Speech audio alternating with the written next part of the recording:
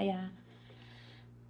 So over the past 5 or so weeks, there's been a lot of transitions and change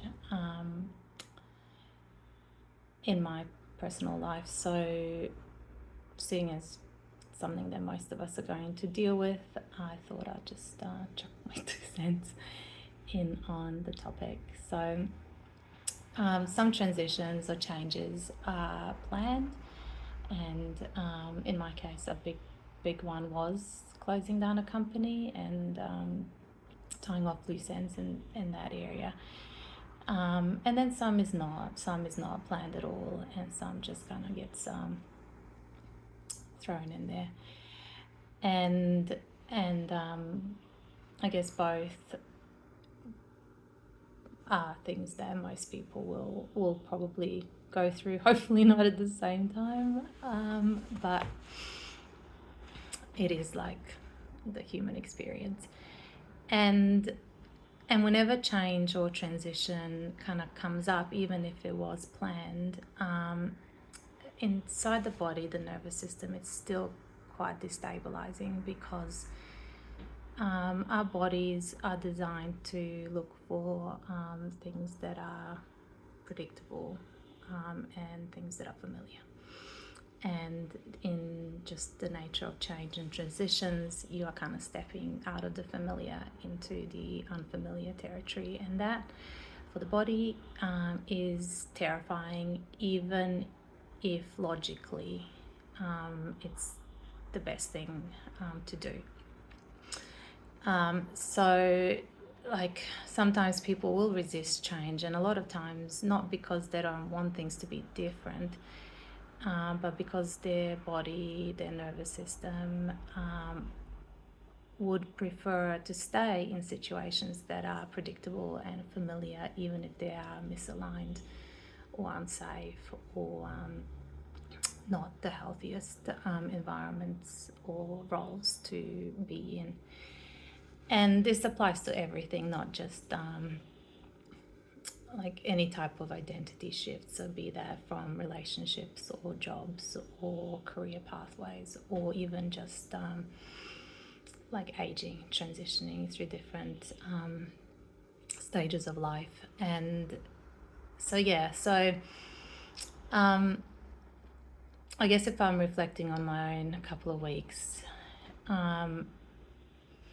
and I'm probably a little bit more extreme than most people. But I've been kind of like, the pendulum's been kind of swinging between like blind optimism, where I'm like, yeah, cool, like it will sort itself out. I'll figure it out. It always works out in the end. Kind of that sort of language. And then it will like swing back the other way. And obviously, because I do extremes, it goes to like existential crisis. Like it is all like going to fail. It's all going to collapse. None of it is going to work out, kind of like swing. And although like neither of those are actually healthy, both are quite adaptive, and most people are not going to go blind optimism. They'll just be hopeful or optimistic. Most people are not going to go like, oh, existential crisis. It might just be like unknown, fearful. But regardless, we will all kind of have that swing when it comes to transitions. And it's not because either one of those are true, because they're not. The truth is always somewhere in the middle. It's because both are actually ways of regulating the nervous system. So you need the optimism and the hope to actually calm the body when the pessimism and the fear kind of takes over, as well as you kind of need the fear to be present, because without a plan or some way of navigating the uncertainty, it just wouldn't work. That's just delusion.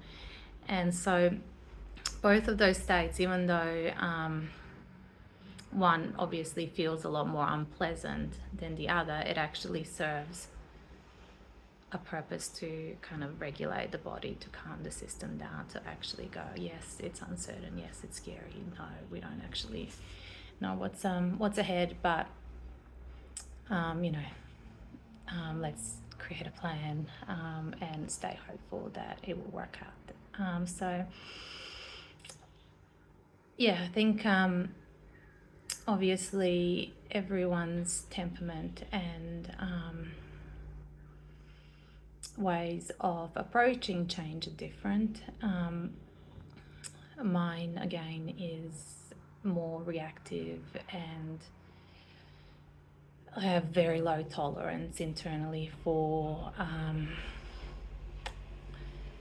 like internal discomfort. So if my body's like bah, bah, bah, alarm, alarm, alarm, like I tend to just like react, and then hope that my future self is gonna figure it out,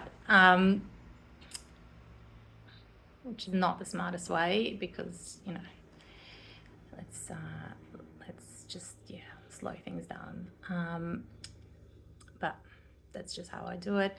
Then there's the opposite. There's people that overplan, and kind of try and gain certainty before they make a decision, and that always leads to paralysis, because life does not guarantee anything. So you cannot get to a place of certainty, because that doesn't exist. So some people will stay in situations that are kind of destroying them, because they're looking for something that's actually not attainable. So a healthy person, clearly not me, would actually approach transitions with awareness, like, yes, this needs to happen, but this is kind of like the plan and the action steps, and this is the support systems that I'm going to put in place to kind of support, because all transitions are unsettling, even if they are the necessary things to do. So hopefully that helps some people. Catch you all next time. Bye.